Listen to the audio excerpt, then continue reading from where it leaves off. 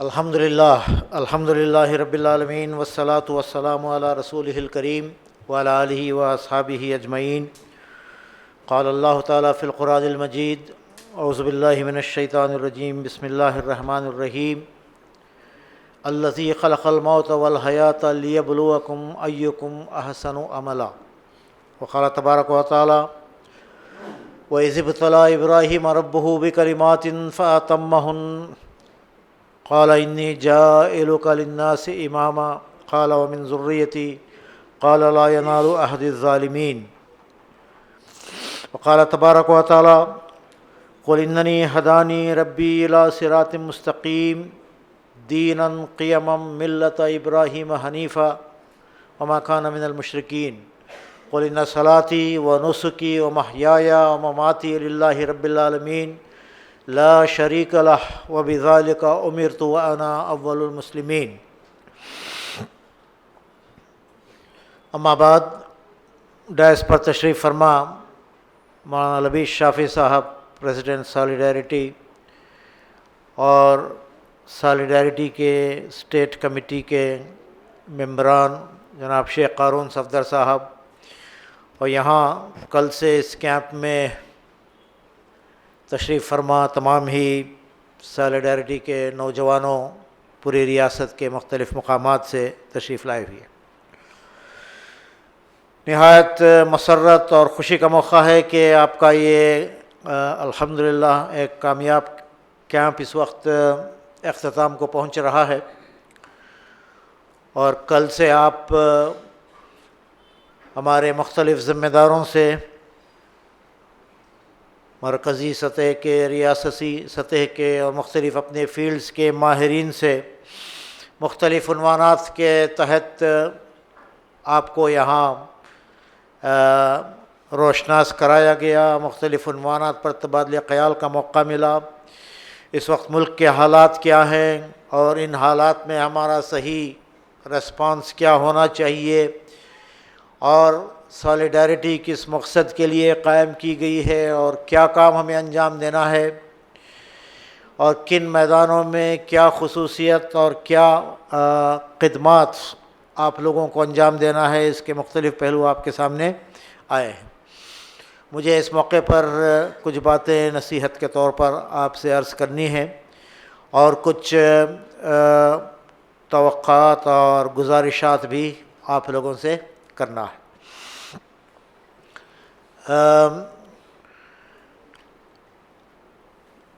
دن اور ایام ذی الحج کے ہیں، اور لبیب شافی صاحب نے بھی کچھ باتیں حضرت ابراہیم علیہ السلام کے کردار کے حوالے سے ہمارے سامنے رکھی ہیں۔ میں بھی چاہوں گا کہ کچھ باتیں اسی حوالے سے ہمارے اپنے تذکیر کے لیے، ہمارے اپنے نصیحت کے لیے آپ علیہ السلام کی زندگی اور اس کے روشن پہلوؤں کے بارے میں کچھ باتیں آپ سے شیئر کروں۔ ویسے بنیادی بات جو ہم سب جانتے ہیں اور جس کو یاد دہانی کرانا میرا مقصد ہے، دنیا کے حالات جو کچھ بھی ہوں، اور یہاں اس ملک میں حالات کا اتار چڑھاؤ اور مختلف باتیں ہم کرتے رہتے ہیں، مگر سب سے بنیادی مسئلہ ہمارا موسٹ فنڈامنٹل کوشچن ہمارے سامنے یہ ہے کہ ہمیں اپنی زندگی کا مقصد معلوم ہو، اور پھر اس میں ہمیں کامیابی نصیب ہو۔ الذی خلق الموت والحیاۃ لیبلوکم ایکم احسن عملا۔ اللہ تعالیٰ نے یہ موت اور حیات اور یہ زندگی اور موت کا جو سلسلہ یہاں دنیا میں شروع کیا ہے، اور انسان کو یہاں پیدا کیا ہے، اور اسے مختلف حالتوں سے گزار کر ایک مدت ہے دنیا کی جو ہم گزارتے ہیں، وہ دراصل اس لیے ہے کہ لیبلوکم ایکم احسن عملا، تاکہ یہ امتحان لیا جائے، دیکھا جائے کہ کون انسانوں میں وہ ہیں جو اپنی حقیقت کو پہچانتے ہیں، اپنے رب کو پہچانتے ہیں اور نیک عمل کرتے ہیں۔ یہی بنیادی مقصد ہے، یہی ہمارا امتحان ہے۔ ہمیں صلاحیتیں دے کر، ہمیں وسائل دے کر، دنیا میں بہت سی چیزوں پر ہمیں قدرت اور تصرف اور ان کو استعمال کرنے کی صلاحیت دے کر، اور کائنات اور اس کی بے شمار قوتوں کو ہمارے تابع کر کے، ہمارے خدمت میں لگا کر دراصل ہمارا امتحان لیا جا رہا ہے۔ چنانچہ اس امتحان کو سمجھنا، اپنے خدا کو پہچاننا، اللہ تعالیٰ کی ربوبیت کو تسلیم کرنا، اور بظاہر آزادی ہوتے ہوئے بھی اپنی عبدیت کو، اپنے بندہ ہونے کو سمجھ کر اللہ کی مرضی کو پورا کرنے، اس کی رضا کو حاصل کرنے، نیک عمل کرنے کی جدوجہد کرنا ہی ہماری زندگی کا مقصد ہے۔ انا جعلنا ما علی الارض زینۃ لہا لنبلوہم ایہم احسن عملا، اسی بات کو سورہ کہف میں ایک اور انداز سے کہا گیا۔ یہاں انسان کی موت اور حیات اور زندگی کی بات سورہ ملک میں کہی گئی، اور سورہ کہف میں کہا جا رہا ہے کہ انا جعلنا ما علی الارض زینۃ لہا، یہ جو دنیا اور کائنات اور اس کی زینت اور اس کی نعمتیں اور اس کی رنگا رنگی اور مختلف ویرائٹی اور تنوع کے جو بے شمار انعامات و اکرامات اللہ تعالیٰ نے یہاں پیدا کیے ہیں، یہ بھی دراصل انسان کے امتحان کے لیے ہے، ایک وقت مقررہ کے لیے ہے۔ چنانچہ یہ سب سے پہلی بات ہے، اور یہی ہم کو اپنی اپنی جگہ ہر فرد کو، ہر مومن کو یہی طے کرنا ہے کہ یہ میرا اصل کام ہے، اور اس امتحان میں مجھے کامیاب ہونا ہے، رب کو پہچاننا ہے اور اس کی بندگی کا راستہ اختیار کرنا ہے۔ اس معاملے میں حضرت ابراہیم علیہ السلام کے کردار کو بیان کرتے ہوئے قرآن اس بات کا ذکر کرتا ہے کہ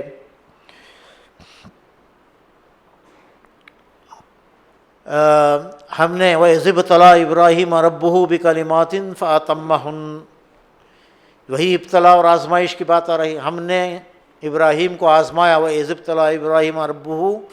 بِكَلِمَاتٍ فَأَتَمَّهُنَّ، ہم نے اس کو چند چیزوں میں آزمایا اور وہ اس میں پورا اترا، اور پھر اس کے نتیجے میں جو انعام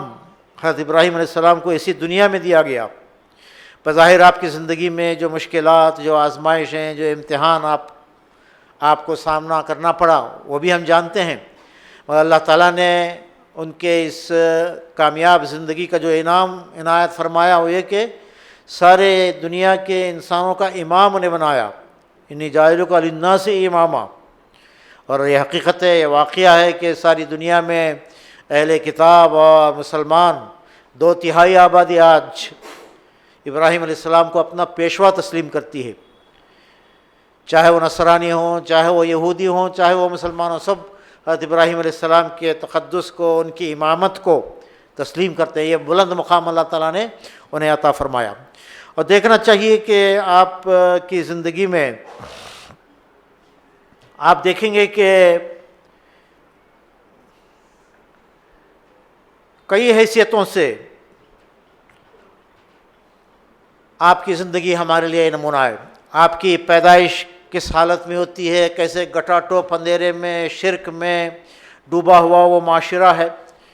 مگر اس میں بھی توحید کی حقیقت کو آپ تلاش کرتے ہیں، پا لیتے ہیں، تلاش حق۔ اس معاشرے میں اور بآسانی آپ آزر کے گھر میں پیدا ہوئے تھے، جو وہاں کا ہیڈ پریسٹ تھا، بت تراش تھا، اور اس کو ایک اونچا مقام اس سوسائٹی میں حاصل تھا، اور وہی آپ کے لیے بھی فراہم تھا۔ آپ بھی بآسانی اسی نقش قدم میں پورے ملک کے سربراہی اور ایک اچھے پوزیشن میں اپنے آپ کو پا سکتے تھے، مگر آپ حق کی تلاش میں سرگرداں رہتے ہیں، اور جو کچھ آس پاس ہو رہا ہے اسے جیسا ہے ویسا قبول کر لینا یہ کوئی حق پرست کی نشانی نہیں ہے۔ آپ غور و فکر کرتے ہو، آپ کو معلوم ہے پوری واقعہ، ستاروں کو دیکھا، چاند کو دیکھا، سورج کو دیکھا کہ یہ میرا رب ہے، اور پھر جو ڈوب جاتا ہے اور جس پر زوال آ جاتا ہے۔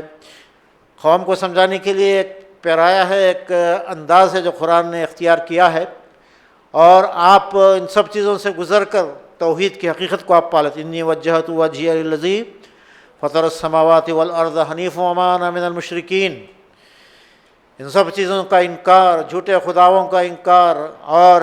ایک خدا کی پہچان اور اس کی طرف اپنے رخ کو کر لینا۔ انی وجہت وجہی للہ، میں نے اپنے چہرے کو اللہ کی طرف موڑ لیا، جو اس پوری کائنات کا خلق و سما کا پیدا کرنے والا ہے، ارض و سما کا پیدا کرنے والا ہے، اور میں ہرگز مشرکوں میں سے نہیں ہوں۔ شرک سے برات اور خالص توحید، ایک اللہ کی پہچان، یہ آپ صلی اللہ علیہ وسلم کی زندگی میں آپ دیکھتے ہیں،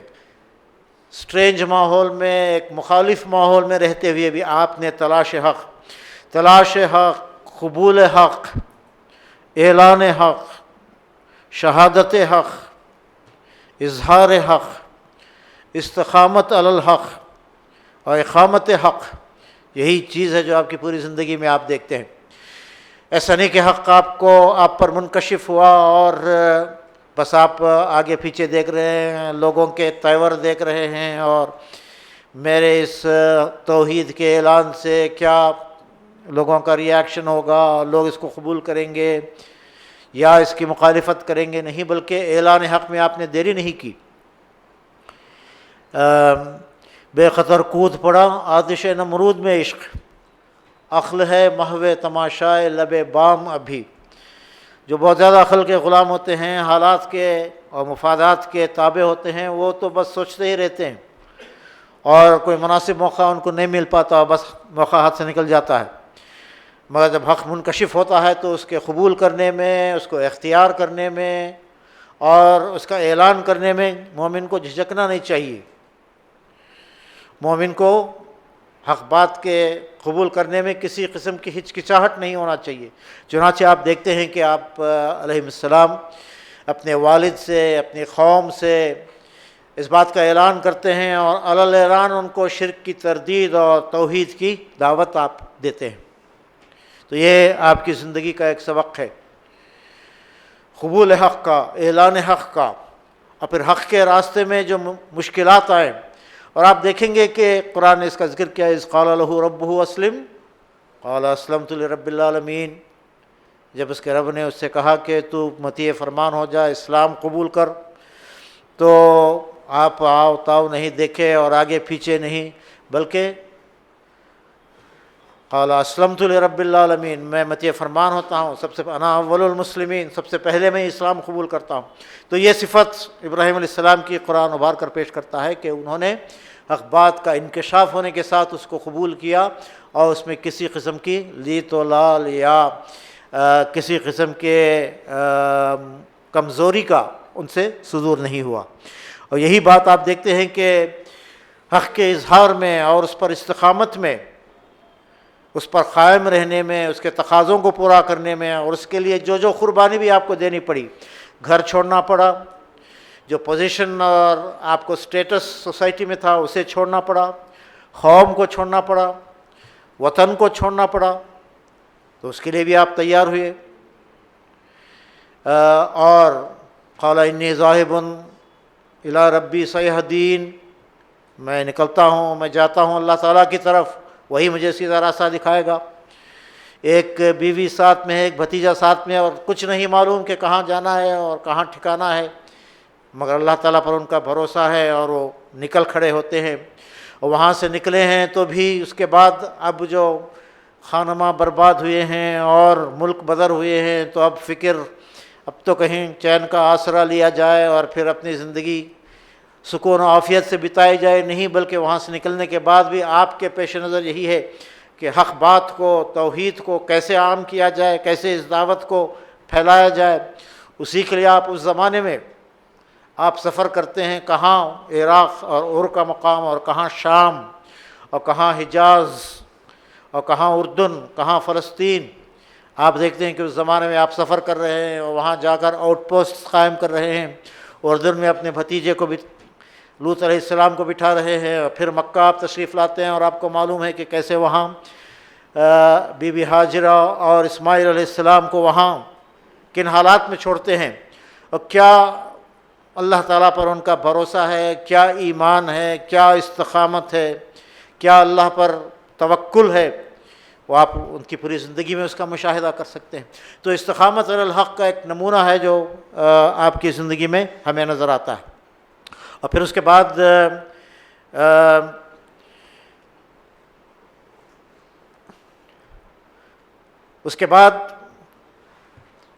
آخری امتحان جو آپ کا لیا جاتا ہے، بڑھاپے میں، 86 سال کی عمر میں، بہت سی دعاؤں کے بعد، منتوں کے بعد حضرت اسماعیل علیہ السلام کی پیدائش ہوتی ہے۔ آپ کی جو دعائیں ہیں اور آپ کو اسماعیل علیہ السلام کی جو بشارت دی گئی ہے قرآن اس کو ریکارڈ کرتا ہے۔ ربی حب لی من الصالحین، آپ کی دعا ہوتی ہے وبشرناہ بغلام حلیم، اللہ تعالیٰ کی طرف سے ان کو بشارت دی جاتی ہے کیسے ایک ایسے اولاد کی جو حلیم اور بردبار ہے۔ اور پھر جب وہ کچھ یعنی چرنے چگنے چلنے پھرنے اور باپ کا تعاون کرنے کی اس عمر میں جب وہ اس عمر کو پہنچتے ہیں تو اللہ تعالیٰ ان کا آخری امتحان بھی لیتا ہے، اور خواب میں آپ دیکھتے ہیں کہ آپ اپنے بچے کو گویا کہ قربان کر رہے ہیں، اور رسول کا خواب ہمیشہ سچا ہوتا ہے۔ چنانچہ آپ دیکھیں گے کہ قرآن جو الفاظ میں اس کو ریکارڈ کرتا ہے بہت یعنی ایسے الفاظ ہیں کہ آپ ان کے مفہوم پر غور کریں گے تو اتنا ہی اثر آپ پر ہوگا۔ فلما بلغ معه السعي قال يا بني إني أرى في المنام أني أذبحك فانظر ماذا ترى۔ اور پھر بیٹے کی طرف سے جواب، صالح باپ کا ایک صالح بیٹا اس کی جواب دیا، قال یا ابت افعل ما تؤمر ستجدنی ان شاء اللہ من الصابرین، اے ابا کر گزریے جس کا تمہیں حکم دیا جا رہا ہے، انشاءاللہ آپ مجھے صابروں میں سے پائیں گے۔ ان ایام میں اور قربانی کے اس عمل کو انجام دیتے ہوئے ہمیں اس پورے کردار کو اور اس اخلاق کو، ابراہیم اور اسماعیل علیہ السلام کی زندگی کو، اور اس میں جو سبق ہمارے لیے ہے وفاداری کا، جانثاری کا، ہر چیز کو اللہ تعالیٰ کی محبت پر قربان کرنے کا، اللہ کے راستے میں کسی قربانی سے دریغ نہ کرنے کا، اور ہر چیز جیسا کہ کہا ابراہیم الذی وفا، وفاداری کا، جانثاری کا آپ نے ایک اعلیٰ نمونہ ہمارے سامنے پیش کیا ہے۔ چنانچہ اس بات کو یاد رکھنے کی ضرورت ہے، اور حق کے لیے یکسوئی میں اور ایک مقصد کے لیے اپنے آپ کو لگانے کے معاملے میں، اللہ کی رضا کے لیے جد و جہد کرنے کے معاملے میں، توحید کو خالص کرنے کے معاملے میں ہمیں اپنے اندر وہ کیفیات کو پیدا کرنے کی بڑی ضرورت ہے۔ براہیمی نظر پیدا ذرا مشکل سے ہوتی ہے، ہوس سینوں میں چھپ چھپ کے بنا لیتی ہے تصویریں۔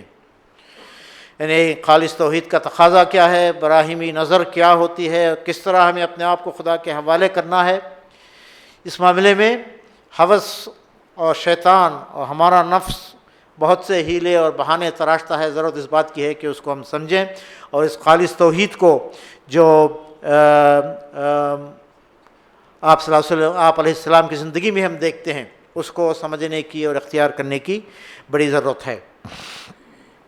اور جیسا کہ کہا گیا، آج بھی ہو جو ابراہیم کا ایمان پیدا، آگ کر سکتی ہے انداز گلستان پیدا۔ ایسا نہیں ہے کہ آپ اللہ کے راستے میں جد و جہد کریں گے اور پھر آپ کو بے یار و مددگار چھوڑ دیا جائے گا، نہیں، بلکہ ہمارے پشت پر ہماری طاقت اور ہماری قوت کا راز اللہ تعالیٰ کی مدد اور نصرت ہے، اور جس کے پیچھے اللہ تعالیٰ کی مدد ہو اور نصرت ہو، اسے کون ہرا سکتا ہے، کون اسے ناکام بنا سکتا ہے؟ دنیا کے حالات جیسے کچھ بھی ہوں، اصل بات تو یہ ہے کہ حسبی اللہ و نعم الوکیل و نعم المولا و نعم النصیر، یہ کیفیت ہمیں اپنے اندر پیدا کرنا چاہیے۔ اللہ تعالیٰ پر بھروسہ رکھنا چاہیے، اور اللہ تعالیٰ نے جو وعدے اہل ایمان سے کیے ہیں وہ ہمیں یاد رکھنا چاہیے۔ یا ایھا الذین آمنوا ان تنصروا اللہ ینصرکم ویثبت اقدامکم، تم اللہ تعالیٰ کی مدد کرو گے تو اللہ تعالیٰ تمہاری مدد کرے گا اور تمہارے قدم مضبوطی کے ساتھ جما دے گا۔ ولا تہنوا ولا تحزنوا وانتم الاعلون ان کنتم مؤمنین، یہ قرآن کا وعدہ ہے۔ غم کرو نہ مایوس ہو، تم ہی غالب رہو گے اگر تم مومن ہو۔ تو دراصل امتحان ہمارے ایمان کا، ہمارے توکل کا، اور اللہ تعالیٰ پر اعتماد کا، اور اس پر بھروسہ کرنے کا، اس کی وفاداری کا حق ادا کرنے کا ہے، ورنہ اللہ تعالیٰ کی طرف سے انعام اور اکرام اور اس راستے میں آگے بڑھنے کے نتیجے میں اللہ تعالیٰ جس طرح نوازتا ہے اس کی مثالوں سے قرآن بھرا پڑا ہے۔ چنانچہ ضرورت اس بات کی ہے کہ آج دوستو ہم جن حالات سے گزر رہے ہیں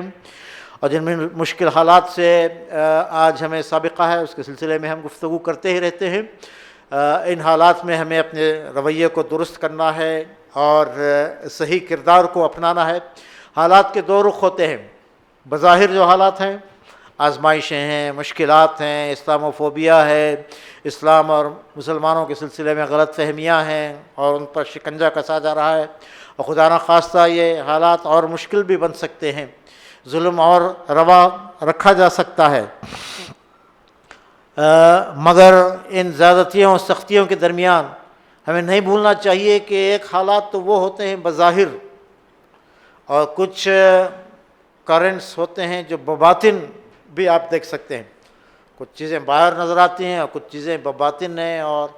آپ گہری نظر سے دیکھیں گے تو انشاءاللہ آپ محسوس کریں گے کہ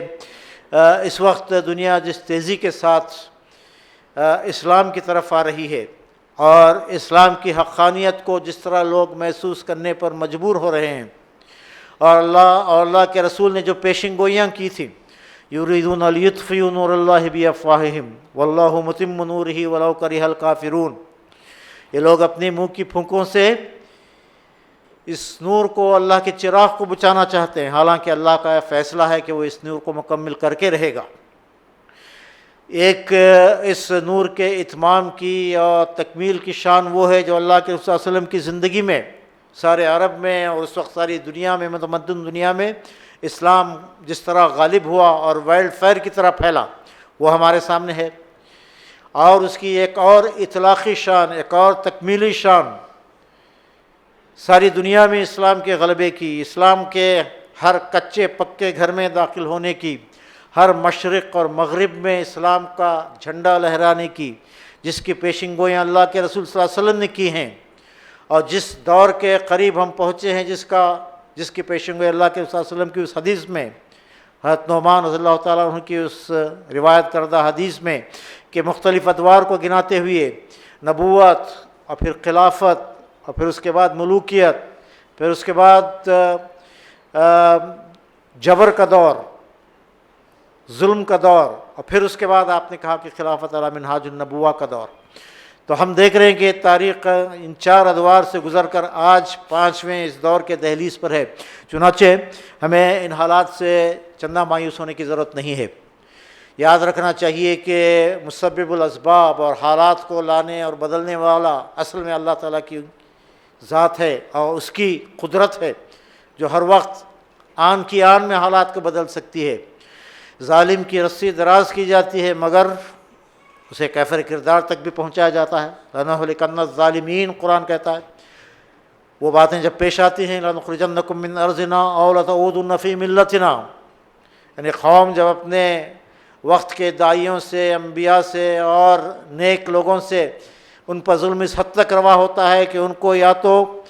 ان کو سنسار کرنے کی، یا پھر گھر واپسی کی، یا پھر ملک در بدر کرنے کی جب باتیں ہونے لگتی ہیں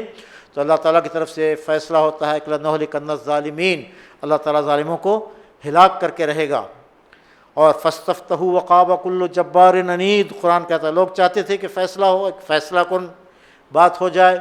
تو اللہ تعالیٰ کہتا ہے کہ ہر جبار دشمن حق نے منہ کی کھائی ایسے موقع پر۔ اور فرعون کے واقعے میں قرآن بڑے گرافک انداز سے ڈسکرائب کرتا ہے، وَنُرِيدُ أَن نَّمُنَّ عَلَى الَّذِينَ اسْتُضْعِفُوا فِي الْأَرْضِ، جب فرعون کی زیادتی حد سے زیادہ بڑھ گئی تو پھر اللہ تعالیٰ نے یہ فیصلہ کیا، اور یہ فیصلہ ہر وقت ہو سکتا ہے، آج بھی یہ سنت جاری ہے۔ ہم نے فیصلہ کیا کہ جن پر ظلم کیا گیا ہے، جن کو کمزور بنا کر رکھا گیا ہے، جو مستضعفین ہیں، ان کو دنیا میں تمکینت بخشیں، ان کو یہاں اقتدار بخشیں۔ اور وَنُرِيَ فِرْعَوْنَ وَحَامَانَ وَجُنُودَهُمَا مِنْهُمْ مَا كَانُوا يَحْذَرُونَ، اور فرعون اور حامان اور ان کے لشکروں کو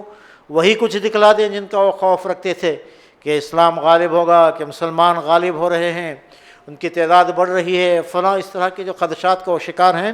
اللہ تعالیٰ ایسے حالات آن کی آن میں لا سکتا ہے، چنانچہ ہمارا بھروسہ اللہ تعالیٰ پر ہونا چاہیے۔ فَإِنَّ مَعَ الْعُسْرِ يُسْرًا إِنَّ مَعَ الْعُسْرِ يُسْرًا، حالات سے ہمیں مایوس ہونے کی چندہ ضرورت نہیں، یسر اور عسر ساتھ ساتھ لگے ہوئے ہیں، تنگی اور فراقی بالکل گویا کہ ساتھ ساتھ لگے ہوئے ہیں۔ وَلَلْآخِرَةُ خَيْرٌ لَكَ مِنَ الْأُولَىٰ، بعد والا دور تمہارے لیے پچھلے دور سے انشاءاللہ بہتر ہوگا۔ اِنَّهُمْ يَكِيدُونَ كَيْدًا وَأَكِيدُ كَيْدًا، یہ لوگ قید اور چال چل رہے ہیں، اور اللہ تعالیٰ بھی اپنی چال چل رہا ہے۔ وَمَكَرُوا وَمَكَرَ اللَّهُ وَاللَّهُ خَيْرُ الْمَاكِرِينَ، وَيَمْكُرُونَ وَيَمْكُرُ اللَّهُ وَاللَّهُ خَيْرُ الْمَاكِرِينَ، یعنی پاسٹ ٹینس بھی کہا جا رہا ہے، فعل ماضی بھی اور فعل مضارع بھی، پریزنٹ اور فیوچر ٹینس میں بھی بات کہی جا رہی ہے۔ دشمنان حق اپنا مکر اور اپنا قید اور اپنی کانسپریسیز کرتے ہیں، مگر اللہ تعالیٰ کا بھی اپنا منصوبہ، اپنا پلان ہے، اور بہترین منصوبہ اللہ تعالیٰ کا ہوتا ہے۔ چنانچہ حالات کے اس باطنی پہلو کو، اور اللہ تعالیٰ جس طرح حالات کو ایک رخ پر لے جا رہا ہے، اور دنیا کشاں کشاں جس طرح اسلام کے غلبے کی طرف اور حق و باطل کے اس کشمکش کے ایک فیصلہ کن مرحلے کی طرف جا رہی ہے، اسے ہمیں محسوس کرنا چاہیے، اور ان حالات میں ہمیں اپنے ذمہ داریوں کو سمجھ کر اپنے اندر وہ اوصاف پیدا کرنے کی ہمیں فکر کرنا چاہیے۔ اس موقع پر میں یاد دلانا چاہتا ہوں کہ زیادہ تر ہم حالات کا رونا روتے ہیں اور مشکلات کا ذکر کرتے ہیں، اور حالات میں یہ کانسپریسی دوسروں کی طرف سے یہ اور یہ ہو رہا ہے، یہی باتیں ہمارے ذہن پر غالب رہتی ہیں۔ اصل میں ہونا یہ چاہیے کہ انٹرنل ہمارا جائزہ اپنا لینا چاہیے، ہمارے اندر کیا خصوصیات ہمیں پروان چڑھانا ہے، کیا ہمارا رویہ ہونا چاہیے، مایوسی کا، اشتعال کا، پرووک ہو جانے کا، غصے کا، جھنجھلاہٹ کا، تشدد کا، وائلنس کا، جوابی قوم پرستی کا، یا اسکیپسٹ ایٹیٹیوڈ کا، یا ریزائنڈ ایٹیٹیوڈ کا، یہ ہمارا طریقہ نہیں ہے، بلکہ ہمیں ان حالات سے ریئیکٹ کرنے کے بجائے ایک سوچا سمجھا، ایک معتدل رسپانس ہمارا ہونا چاہیے، اور اس معاملے میں ہم سے جو کوتاہیاں اور ہم سے جو کمزوریاں لاحق ہو رہی ہیں، سرزد ہو رہی ہیں، ان کو دور کرنے کی فکر ہونا چاہیے۔ آج صبح بھی بات بڑی تفصیل کے ساتھ آپ کے سامنے آئی، ایمان کی کیا اہمیت ہے، تقویٰ کی کیا اہمیت ہے، ہمارے اندر کیا صفات ہیں جن کو ہمیں پروان چڑھانا چاہیے، وہ کیا پازیٹیو ایٹریبیوٹس ہیں جو ہمیں اپنے اندر پیدا کرنا چاہیے۔ آج بھی آپ دیکھیے ان حالات میں مسلم نوجوان، آپ دیکھیں گے کہ غیر ان کی زندگی دیکھیے، والا صبح اٹھتے ہیں اور پورا کام کر گزرتے ہیں، تو پھر ہمارے نوجوان ہیں جو اس وقت بیدار ہوتے ہیں 11، 12، 1 بجے، اس وقت ان کی صبح ہوتی ہے۔ اس طرح کی سہل انگاری سے اور اس طرح کی غفلت سے، اس طرح کے لیزینس سے ہم کیا حاصل کر سکتے ہیں؟ چنانچہ ہم کو سخت محنت کے لیے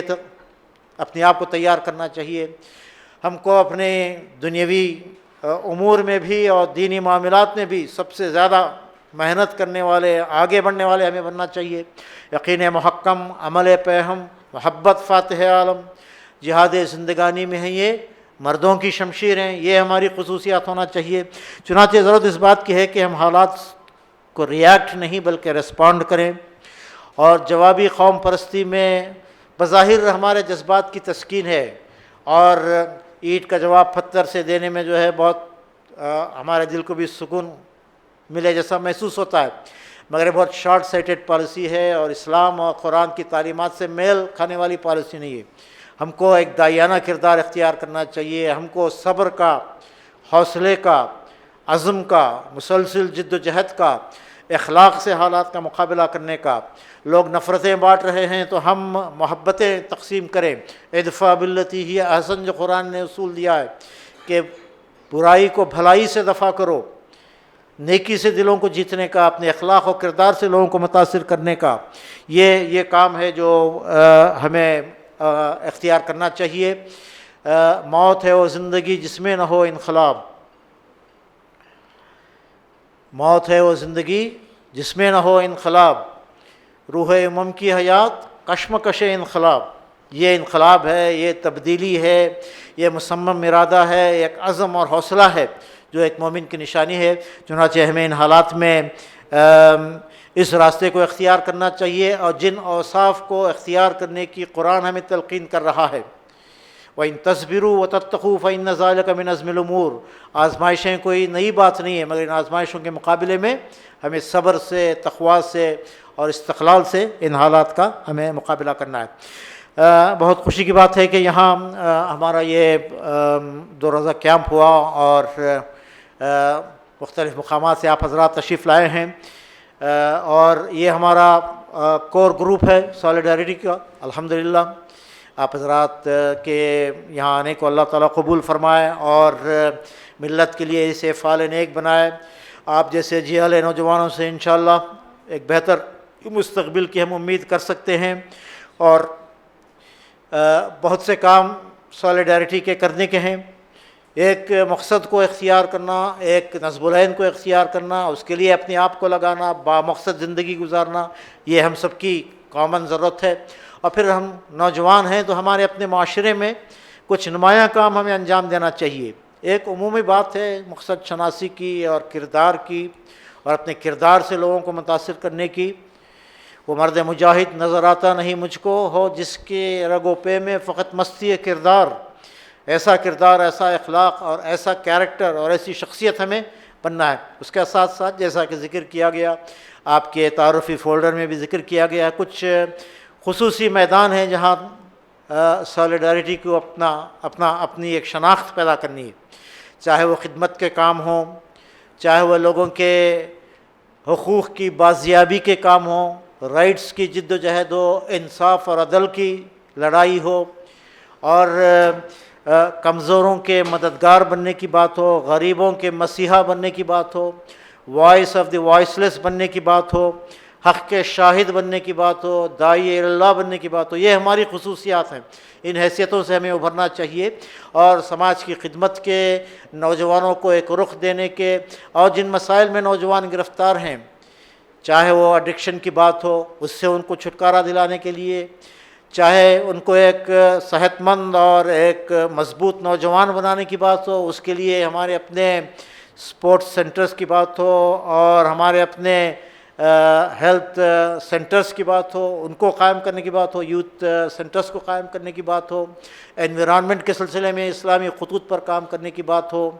امر بالمعروف اور نہی عن المنکر کے بہت سارے کام، سوسائٹی میں برائیوں کے خلاف مورچہ باندھنے کی بات ہو. ان حیثیتوں سے ہمیں اپنے آپ کو ایک امتیازی مقام اپنا پیدا کرنا چاہیے.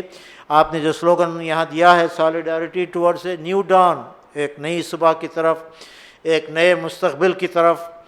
ایک نئے فیوچر کی طرف اپنے آپ کو لگانے کی، اور اپنے کردار سے آپ میں سے ہر فرد اپنے اطراف کئی سو نوجوانوں کو جمع کر سکتا ہے، ان کے لیے ایک انسپریشن بن سکتا ہے، ایک ماڈل بن سکتا ہے. اور انشاءاللہ جیسا کہ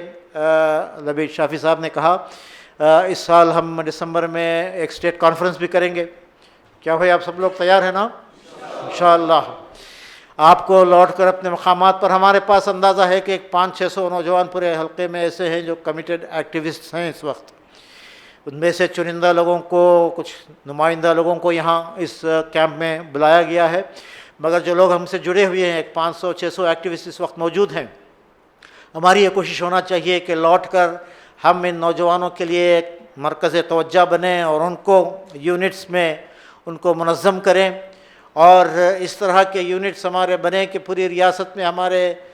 1,500-2 ہزار ایکٹیوسٹ ہمارے ہونا چاہیے.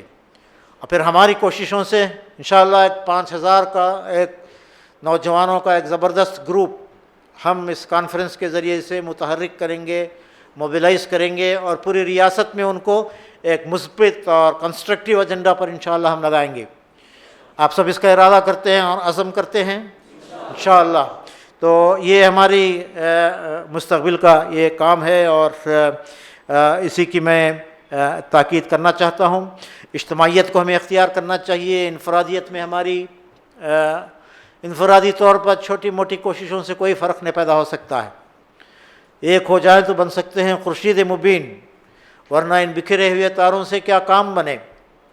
فرد قائم ربط ملت سے ہے تنہا کچھ نہیں، موج ہے دریا میں بیرون دریا کچھ نہیں. مسلمانوں کو اتحاد کا سبق دینا، ڈسپلن لائف اختیار کرنا، اجتماعیت کو اختیار کرنا، اسلامی اجتماعیت کے تقاضوں کو پورا کرنا. میں چاہوں گا کہ آپ حضرات، جیسا کہ بات آئی سوال جواب کے دوران بھی، اپنے تنظیمی ضرورتوں کے لیے اپنے آپ کو اس ایسی اجتماعیت، اللہ کے رسول صلی اللہ علیہ وسلم نے جس اجتماعیت کی تاکید کی ہے، وہ ڈھیلی ڈھالی اپنے مرضی، اپنے خواہشات کی غلام زندگی گزارنے کی نہیں ہے، بلکہ بالجماعت والسماع والطاعت والہجرت والجہاد فی سبیل اللہ. ان خصوصیات کی اجتماعیت ہے، مضبوط اجتماعیت، سماع و طاعت والی، لسن اینڈ اوبے والی ڈسپلن جس میں ہے، اور ہجرت اور جہاد جیسے بلند منازل کی طرف، بلند مقاصد کی طرف پیش قدمی کرنے والی اجتماعیت. چنانچہ ہمیں اجتماعیت سے جڑنا چاہیے، اور اپنی اپنی جگہ کوئی وجہ نہیں کہ آپ جماعت کے رکن بنیں، جماعت کے کارکن بن کر کام کریں، بلکہ ہم سب کو مل کر جماعت کو، جیسا کہ کسی رفیق نے بھی بات کہی، جماعت کو ینگر جماعت بنانا ہے۔ امیر جماعت نے اس میقات کا خاص سلوگن جو دیا ہے، ینگر جماعت، وائڈر جماعت، امپیکٹفل جماعت بنانا ہے۔ یہ اسی وقت ہوگا جب آپ سب تحریک کا دست و بازو بن کر کام کریں گے۔ الحمدللہ ان گئے گزرے حالات میں بھی، ان مشکل حالات میں بھی جماعت کی ایک مضبوط قوت ہمارے پاس ہے، اور اس کو ہم صحیح معنوں میں برتیں گے اور ایک یونٹ کی طرح فنکشن کریں گے اور ایک مشین کی طرح حرکت کریں گے تو بہت بڑی تبدیلی ہم لا سکتے ہیں۔ چنانچہ میں گزارش کرنا چاہتا ہوں اس موقع پر کہ آئیے ہم اس بات کا فیصلہ کریں، ہم اپنے آپ کو ڈیڈیکیٹ کریں گے، ڈیڈیکیٹ، چینج اینڈ کنٹریبیوٹ۔ اپنے آپ کو اس مقصد کے ساتھ جوڑیے، ڈیڈیکیٹ کیجیے اپنے آپ کو، اپنے اندر تبدیلی پیدا کیجیے، مثبت تبدیلیاں لائیے، اور پھر سوسائٹی کے لیے، انسانیت کے لیے، ملت کی بھلائی کے لیے ہمیں کنٹریبیوٹ کرنا چاہیے۔ منزل سے آگے بڑھ کر منزل تلاش کر، دریا تجھے عطا ہو تو سمندر تلاش کر والی بات۔ دیار عشق میں اپنا مقام پیدا کر، نیا زمانہ، نئے صبح و شام پیدا کر۔ ہماری جد و جہد محض چھوٹے موٹے کام نہیں، یا وسعت افلاک میں تدبیر مسلسل، یا خاک کی آغوش میں تسبیح و مناجات۔ آج ملت کا نوجوان، اس کے خیال اور اس کا عمل منتشر ہے، کہیں وہ ریاکشنری بن رہا ہے تو کہیں وہ محدود مذہبی تصورات میں یا پھر کچھ مسلکی موشگافیوں میں ملوث ہو کے رہ رہا ہے۔ اس میں ایک تحریکی فکر، ایک مثبت فکر، ایک ایجابی فکر دینے کی بڑی ضرورت ہے۔ میں امید کرتا ہوں کہ اللہ تعالیٰ وہ توفیق ہمیں عطا فرمائے گا اور ملت کے لیے ایک روشنی کا چراغ، سالیڈیرٹی بنیں گی، اور ہم سب مل کر اس عظیم جد و جہد کا حصہ بن کر اپنی دنیا اور عاقبت کو کامیاب بنانے کے ہم مستحق ہوں گے۔ اور حضرت ابراہیم علیہ السلام کی جو سنت ہے اور جو طریقہ ہے، اس کو اختیار کرنا ہمیں چاہیے۔ یہ وہ طریقہ ہے جس کو اسوہ حسنہ کے طور پر قرآن پیش کرتا ہے، ایک نہیں دو بار سورہ ممتحنہ میں لقد کان لکم فیہم اسوۃ حسنہ کہا گیا، لقد کانت لکم اسوۃ حسنہ فی ابراہیم والذین معہ، دو بار آپ کے اسوہ کو ہمارے سامنے پیش کیا گیا ہے۔ حالات کو دیکھتے ہیں تو ایسا معلوم ہوتا ہے آگ ہے، اولاد ابراہیم ہے، نمرود ہے، کیا پھر کسی کو کسی کا امتحان مطلوب ہے؟ ایسے حالات ہیں۔ آئیے ہم عزم کریں کہ اس میں حضرت ابراہیم علیہ السلام کی اس عظیم زندگی سے سبق حاصل کریں اور اپنا رول ادا کرنے کی ہم جد و جہد کریں۔ اللہ تعالیٰ ہمیں اس کی توفیق عطا فرمائے، ہمارے گناہوں کو معاف فرمائے، ہمارے کمزوریوں کو دور فرمائے، ہم سب کو بنیان و مرصوص بن کر اللہ کے راستے میں جد و جہد کرنے والا بنائے۔ وآخر دعوانا ان الحمد للہ رب العالمین۔